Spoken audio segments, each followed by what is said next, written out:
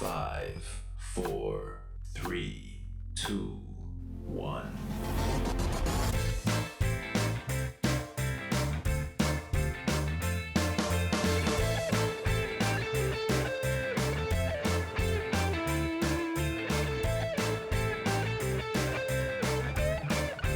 Hello and welcome to TrojanVision for the week that was, covering the news and events for the week ending September 24th, 2021. I'm your host, Aaron Taylor. Troy University has announced that the on-campus mask requirement will be extended for at least another month. Amaya Mitchell has more on what this will mean for students, faculty, and staff. Troy University's administration has announced that the mask mandate put into place last month will be extended through October 15th. The Corona Task Force met and discussed the status of what has been going on since the original mask order went out on August the 30th. Based on metrics that we had agreed upon looking at in that previous meeting, it was decided that we would make the recommendation to the Chancellor that we extend the mask requirement through October the 15th, with another review occurring on October the 13th as to what the future of the mask order would be. The administration's coronavirus task force established 7 metrics to decide whether or not to extend the mask requirement, including observing the positive case count and the number of students provided quarantine instructions. Not only was the task force watching university trends, but was also considering coronavirus cases at the community and state levels. It's not just the mask, but it's the mask plus the vaccination plus what's happening at the community and the state level. So we know that the case count at the state is beginning to level off a little bit. We know that hospitalizations are starting to trend down just a little bit. All of that is really good information that we take in as we deliberate on whether or not this is working. We think that certainly wearing the mask and the distancing that occurs naturally, along with, reinforcing the idea of washing your hands, all goes into what we've seen as successes related to wearing the mask. Tatum says the mask extension gives the administration the flexibility to protect students, faculty, and staff. This is a way, at the beginning of the fall, we promised to our students that we were going to try to provide the most complete collegiate experience that we could, right?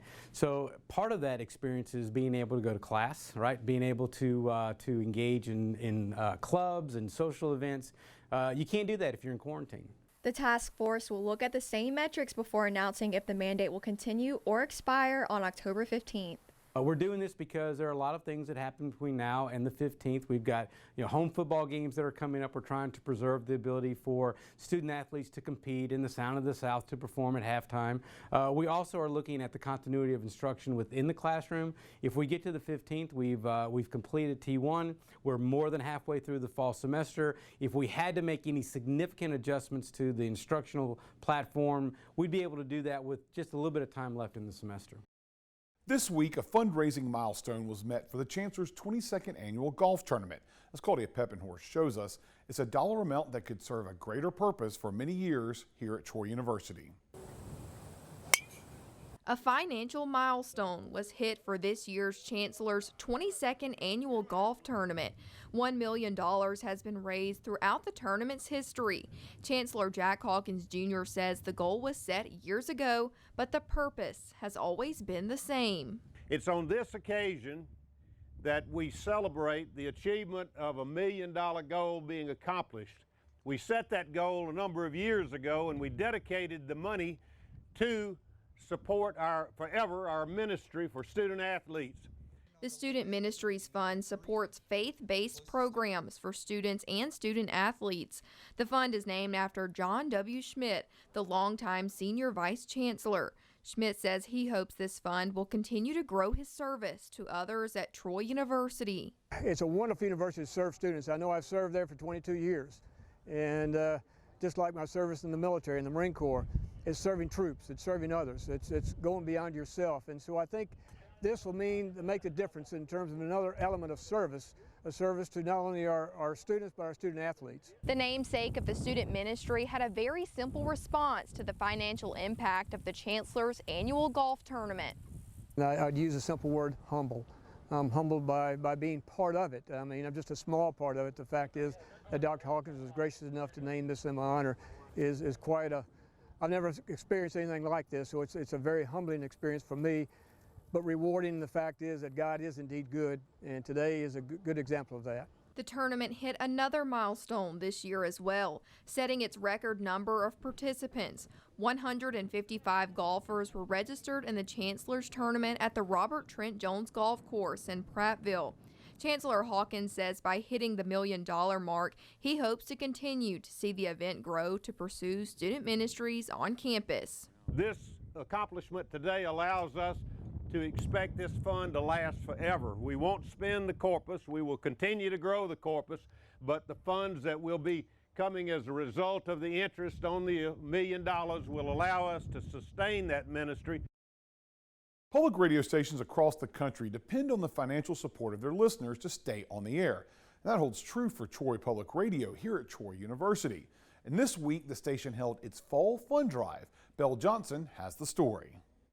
We've got a $600 goal we got to get to this hour. You can help us by calling 1-800-800-6616 or going online to troypublicradio.org. All this week, Troy Public Radio is looking for financial help from its listeners through its fall fund drive. For a number of days, in the fall it's 8 days, we get on the air for about 12 hours during the day, and we remind folks that public radio is listener supported. If you're listening to a commercial radio station, you're going to hear somewhere in the neighborhood of 20 to 25 minutes of commercials per hour. That doesn't happen on public radio because the main source of support comes from listeners. They pay for the programming, they pay for the content they want to hear, whether it's news or music or conversations or interviews.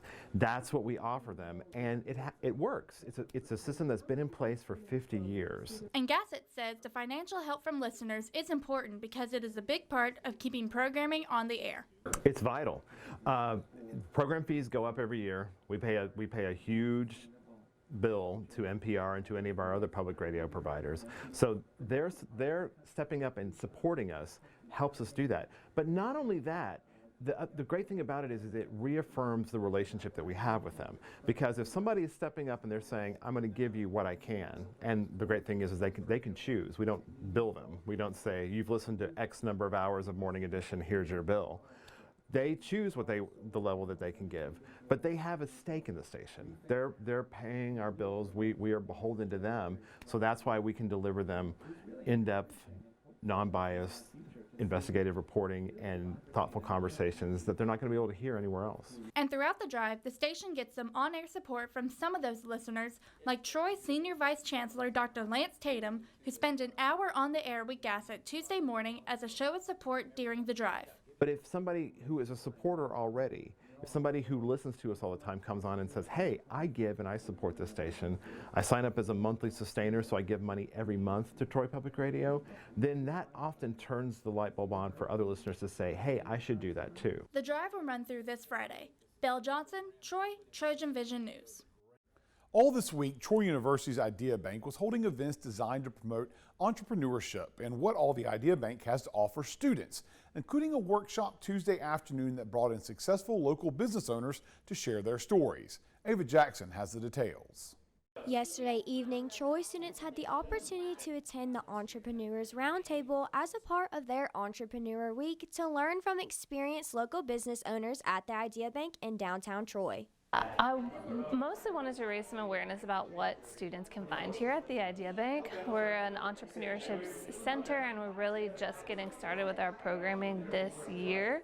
So I wanted to focus an entire week on the types of programs and assistance that they can find here. So putting together various workshops, roundtable events like this one, networking events, just to really hype up all of the things that we do here so people can get a better understanding of what they can come and find.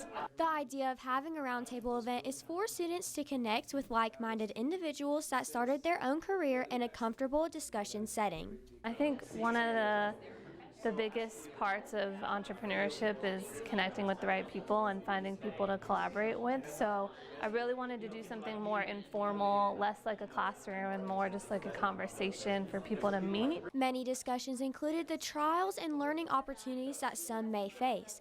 All students have to do is just get started. I asked a question regarding failures and successes, and the answer that was given to me that you shouldn't see failures, basically you shouldn't see failures as failures, you see them as learning curves. And I feel like it's very valuable because when you have a business, there's always going to be times where you feel like, oh, I didn't do enough, or you notice that you didn't meet a goal, and sometimes that'll make you want to quit what you're doing and try something else. But what they told me is basically to keep pushing, keep going, because that's just basically all what it is. These local entrepreneurs had the opportunity to share their successes and struggles of their own businesses and teach young students how they can be successful and get started. Learning how to do business and how to run a business, manage a business, has definitely been obviously a learning experience. But now that I've kind of gotten a little bit more knowledgeable about it, I have a genuine passion for talking to people that are interested in business, because there's not necessarily a small percentage of us out there, but it is a risk that people have to take, and kind of communicating people and helping people through that is a genuine passion. The Idea Bank hopes to host more events like this in the future to grow into a larger scale of networking events. I thought today was an excellent experience, how the students were really open and had so many great questions and really thoughtful questions. I think that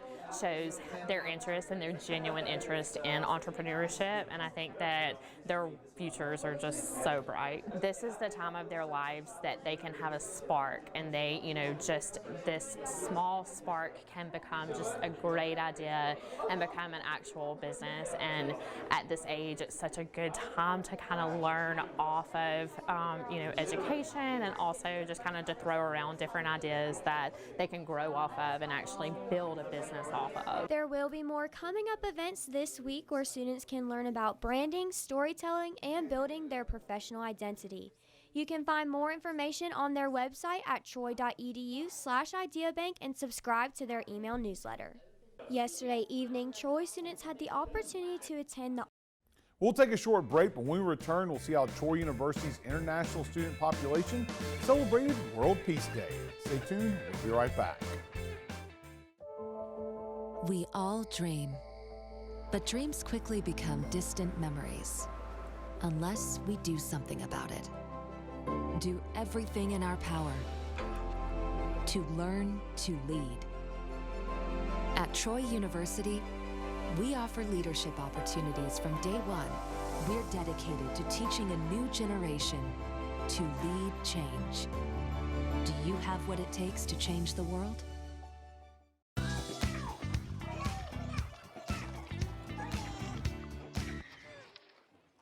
Looks like it's done.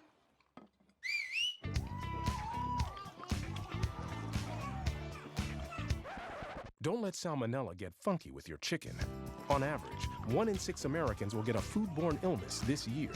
You can't see these microbes, but they might be there. So learn the right temperature to cook each type of meat. Keep your family safe at foodsafety.gov.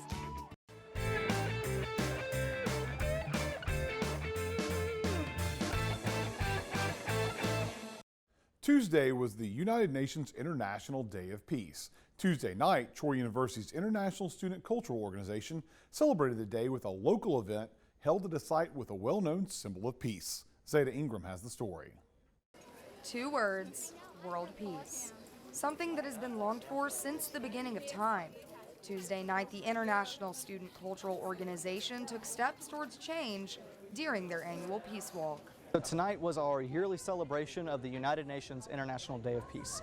It's a day that we marked by doing one of our flag marches, as well as having multiple speakers and just a continued celebration of international peace. Troy University students, faculty, staff, and friends marched from Howell Hall to the International Arts Center, carrying flags of various countries. The best part is, there were not enough flags for the people celebrating peace. When I saw the numbers of kids growing and growing and growing, and I realized we didn't have near enough flags, my heart just filled up, because it meant that there are students all over the campus who care about this, who want to be a part of it, and not just students. So it was a great moment. When I saw the crowd out in front of Howell Hall, it just blew me away. The marchers made way to the IAC's Peace Dove to speak their thoughts on world peace and how they could accomplish it together. Students and faculty from different countries, cultures, and backgrounds shared their wise words and lyrics.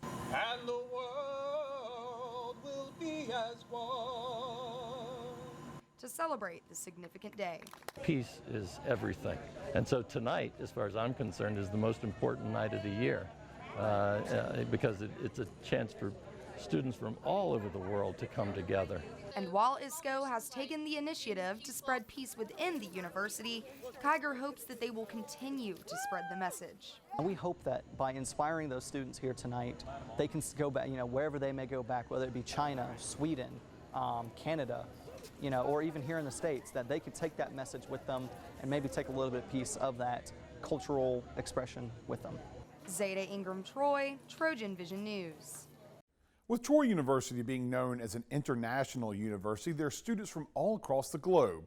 The International Student Cultural Organization gives students the opportunity to learn more about some of those other cultures. Amaya Mitchell shows us how. The International Student Cultural Organization held an event for Russian students to share about their home country. Rena Shedley and Irene Polanski talked about the cultural differences, stereotypes, infrastructure, and environmental differences between Troy and their home cities. Shedley says Moscow is the heart of business and a cultural center, but she moved to America to experience what life is like in a smaller city. Oh, Troy is a wonderful place. I always wanted to know how to live in a small village, because Troy is so small comparing to Moscow. Moscow is like about 1,000 miles square. This is insane. Polanski is from Siberia and came to America to gain an experience that values more than just education. There are some activities, but they're not widespread, and most of people they don't feel involved. They get lots of knowledge, but they miss one of the most important and fascinating times of their lives when they are students and when they are young. And here, there are lots of activities on campus, off campus. She wanted to share a presentation that addresses misconceptions Americans have about Russia. I like sharing experiences, and I've talked to many Americans, and they had lots of stereotypes about Russia, and some of them didn't know some basics, like that Russia is the biggest country in the world, or that Siberia is a part of Russia, and I really wanted to share that and to share Russian experience. Both students talked about how welcoming the community has been since they moved in. US has always been fascinating for me because people are so open here and they are willing to know each other. And this is just amazing. And also US is a really developed country, and as soon as I'm a computer science major, I'm really interested in learning how people are teaching the computer science here. And the university system in Troy is pretty good. I like it. People in Siberia, they're quite tough because they have to work a lot. They don't smile that much, and people here are very open, and that really makes you feel good. As the college home to students from all over the world, that international flavor sometimes means there's a chance to actually try some international flavors, as Mackenzie Foster gives us a look. Troy University's Chinese Culture Club hosted their first Tea Talk event of the fall semester.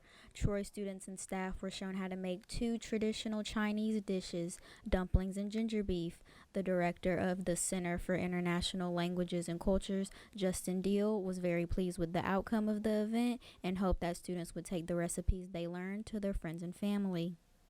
I hope that a lot of them are willing now to take the recipes that we gave them and try it out. And when they go home for the weekend, try to make it for their parents. You're in college; it's a good time to learn how to do new things, how to cook new things. And so I think if even one person uses what they saw today and learn how to successfully make these dishes, I think that's awesome. There was a video presentation from Justin Deal, a hands-on demonstration from Dr. Shu, and at the very end, students and staff got to have a taste of each dish. Students were very pleased with their learning and eating experience at the Tea Talk.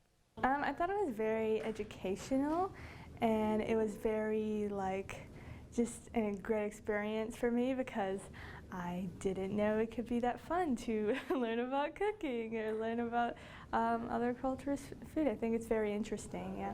Not only did students use this event to learn and eat, but it was also a chance for others to get out of their comfort zone and try something new in order to meet new friends. I think that if you get involved in clubs and activities like this, it'll be a lot easier to make friends and have a social group compared to just sitting in your dorm room all day. If you want to keep up with the Chinese Culture Club and their upcoming events, you can like their page on Facebook at the Center for International Languages and Cultures. Mackenzie Foster, Troy, Trojan Vision News. It's not unusual for people to have special dietary requests, especially when it comes to allergies. For those individuals, Troy University's Dining Services is offering a simple solution. Kaylee Wright gives us a look. From pizza to pasta, from soup to salad, Trojan Dining has a variety of options to satisfy your taste palette. One option in particular guarantees both safe and tasty cuisine. This option is simple servings, an easy way for students to have access to non-allergenic meals. So Simple Servings is our way of having a healthy option for students that is dietary friendly. So there are a lot of students that suffer from like celiac disease, as well as like gluten intolerances. We do have this station for those people in mind. The meals are prepared without milk, eggs, wheat, soy, shellfish, peanuts, tree nuts, and gluten. The Simple Serving staff are also specially trained to prepare non-allergenic food and prevent cross-contamination. So everybody that manages this station, from the chef to the people that serve on the line, are certified to be able to handle the product. Christina Caro, the region's dietitian, says that approximately 500 students a day would attend lunch at Trojan Dining, and half of these students would enjoy a meal from Simple Servings regardless of whether or not they have food allergens. People really enjoy this station, even if they don't have any intolerances or anything. If they just want to eat a healthier option, this is the station that a lot of people gravitate towards. According to Cirilli, this station makes having a safe and healthy option simple. It's very important for us to have this station because that way there's no guesswork for the student. They have a station that they know that they can come to, that they know is going to have safe material for them to eat, and it's very special to them for those reasons. The Simple Servings menu changes every day, and to find out what they are serving, you can visit TroyDining.com. Kaylee Wright, Troy, Trojan Vision News. It's time for our last break. When we return, we'll learn about Troy University's upcoming virtual career fair. Stay tuned. We'll be right back. We all dream, but dreams quickly become distant memories unless we do something about it. Do everything in our power to learn to lead. At Troy University, we teach everyone to be leaders in their field. We're dedicated to teaching a new generation to lead change.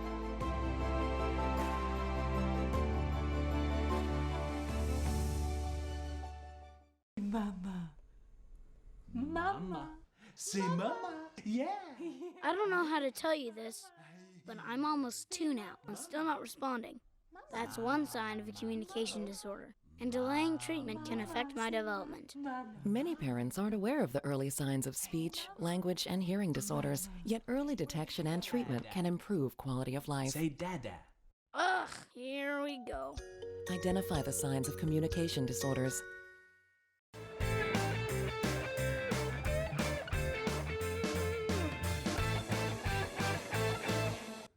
Troy University will hold an all-majors virtual career fair next month. We'll learn more about what students can expect in this week's Trojan Talk.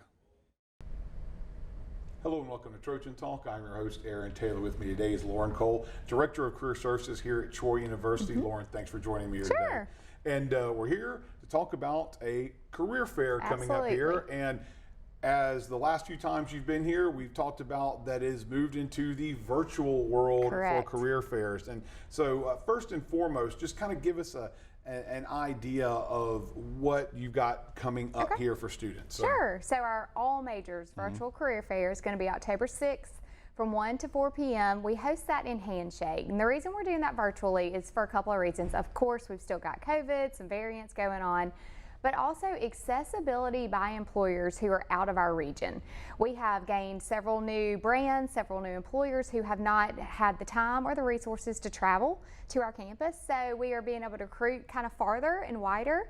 And then also accessibility by students. So it doesn't have to be that they're available from 1 to 4. It can be a come and go. They can schedule different sessions and jump in with the employers that they choose. And that's one of the things that we've talked about in the past, how COVID has kind of shifted the paradigm now that this virtual element is there at a necessity, but now it's almost, we've talked about this, it's become something that's making things slightly better in the job hunt for students. It is. It's giving them access to more opportunities, but it's also advantageous for their preparation, because we're seeing a lot of employers, even before COVID, that were integrating virtual interviews. Some of them even AI, like where there's not even an interviewer on the other side of the screen. So that was coming along, and now that has doubled down with hiring. A lot of employers for entry-level jobs are running their first interviews virtually. Virtual, and that establishes them, like you said, the connection and branches it out. There's a lot more opportunities, and students are getting a chance to get face-to-face with some entities that they probably would have never gotten a chance to in the prior face-to-face career fair. And you know, that's actually what we like about Handshake, using that as our host and also where we post jobs. Their motto is democratizing student opportunities, because when it's virtual, as long as somebody has the access, which we provide computers in our office and in the Center for Student Success, as long as the student has virtual access, there are just thousands of opportunities out there. So it's not your good old boy, let me introduce you to somebody that I need you to hire with a handshake as much anymore. It's more about democratized opportunities for students. Well, let's talk about this. How do you prepare for a virtual career fair? Because there's some production elements that we've talked about that students didn't have to worry about before. It used to be you just had to dress nice and have a good resume, but there's a lot of elements now, because you're in the virtual world, that you need to do to make sure you stand out. Right. If we're talking really technical stuff, it's really lighting, sound, and we need it to be quiet, where there's people not coming in your room or your apartment making noise. Don't do it in a coffee shop. Correct. Yes, too loud, too much background noise. And then good lighting, and then just kind of the height of your computer so that you're looking straight at them, and your background. We don't really want your bed in the background, if at all possible. We want a professional scene, and then go ahead and dress up. If something happens, you need to stand up, let's go ahead and have the whole suit on or the whole professional attire. Because who knows what could possibly happen. Right? So, but in that regard as well, the traditional preparations are there. It's still there. Still there. Yes. The things you have to do. So the student has got to be able to communicate effectively their skill sets, their experiences. We like to call them their VIPs. Maybe that'll help students remember their values, their interests, their personality, and their skills. And of course, the things on their resume. So even if the most experienced student is a part of an interview, if they have not practiced communicating that well, then in the pressure of the moment, they may not be able to do it. And of course, the difference in the interpersonal communication in person versus across a camera, what can students do to help relate themselves across that? So somewhat different, but still it's live interaction. So just having the experience that we provide, even if they don't take an internship or a job through our career fair, we are offering them opportunities to practice. So that's one reason we want students to take part.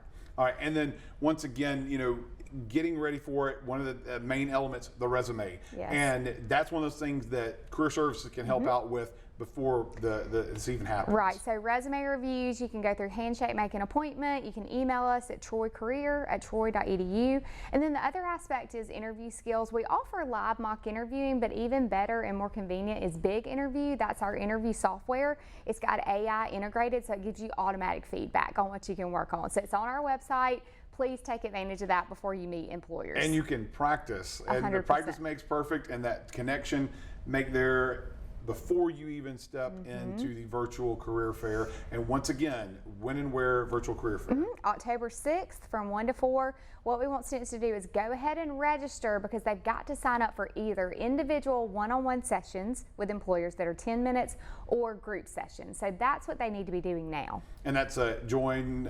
troy.joinhandshake.com, or they can always get to the Handshake logo through our website. All right, well, here's hoping students take advantage of that and find some jobs virtually. Thanks for joining us today. Thank you. And thanks for joining us on today's edition of Trojan Talk.